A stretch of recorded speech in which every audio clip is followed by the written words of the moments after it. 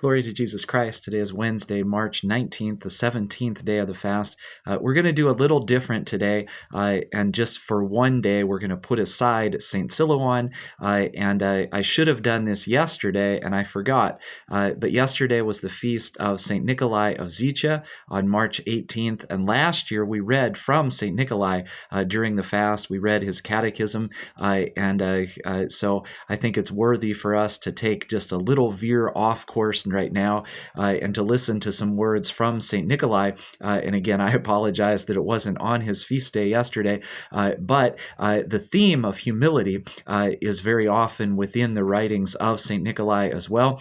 And I'm going to read one of his prayers from the lake today that instill in us again humility, and of course, right on track with St. Silouan as well. And so this letter is titled, "With Fasting I Gladden My Hope." With fasting I gladden my hope in you, my Lord, who are to come again. Fasting hastens my preparation for your coming, the sole expectation of my days and nights. Fasting makes my body thinner, so that what remains can more easily shine with the Spirit. While waiting for you, I wish neither to nourish myself with blood nor to take life, so that the animals may sense the joy of my expectation. But truly, abstaining from food will not save me. Even if I were to eat only the sand from the lake, you would not come to me, unless the fasting penetrated deeper into my soul. I have come to know through my prayer that bodily fasting is more a symbol of true fasting, very beneficial for someone who has only just begun to hope in you, and nevertheless very difficult for someone who merely practices it. Therefore, I have brought fasting into my soul to purge her of many impudent fiancés and to prepare her for you like a virgin. And I have brought fasting into my mind to expel from it all daydreams about worldly matters and to demolish all the air castles fabricated from those daydreams. I have brought fasting into my mind so that it might jettison the world and prepare to receive your wisdom. And I have brought fasting into my heart, so that by means of it my heart might quell all passions and worldly selfishness. I have brought fasting into my heart, so that heavenly peace might ineffably reign over my heart when your stormy spirit encounters it. I prescribe fasting for my tongue, to break itself of the habit of idle chatter, and to speak reservedly only those words that clear the way for you to come.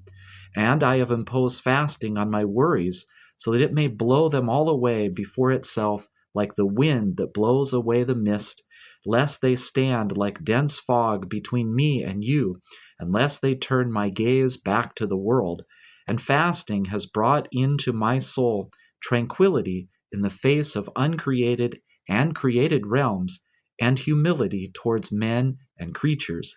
And it has instilled in me courage, the likes of which I never knew when I was armed with every sort of worldly weapon. What was my hope before I began to fast, except merely another story told by others, which passed from mouth to mouth? The story told by others about salvation through prayer and fasting became my own. False fasting accompanies false hope, just as no fasting accompanies hopelessness. But just as a wheel follows behind a wheel, so true fasting follows true hope. Help me to fast joyfully and to hope joyously, for you, my most joyful feast, are drawing near to me with your radiant smile. And we remember back yesterday how St. Silouan had mentioned to us that we would be able to scream to the world how much God loves us, and St. Nikolai giving us these beautiful words about fasting itself and reminding us that fasting brings into our soul tranquility and humility towards men and creatures. So through the prayers of St. Nikolai, we'll read two texts from the Lenten Triodion, again back to the publican and the Pharisee, and tomorrow we'll go back to St. Silouan. The Pharisee, exalted by the works of justification, was grievously ensnared in the nets of vainglory through his wild boasting, but the publican was lifted on the light wing of humility, and he drew near to God. The publican used humility as a ladder and was raised to the height of heaven, but the wretched Pharisee was lifted on the rotten emptiness of pride and fell into the snare of hell. It's interesting, both of these texts remind us what we heard yesterday too, that with humility we're on the journey. Through pride we're stagnant, paralyzed, and that the publican using humility as a ladder, that he's climbing up. He's not stuck on the first rung. He's not stuck on the second one. He keeps on climbing and raised to the height of heaven. Glory to Jesus Christ.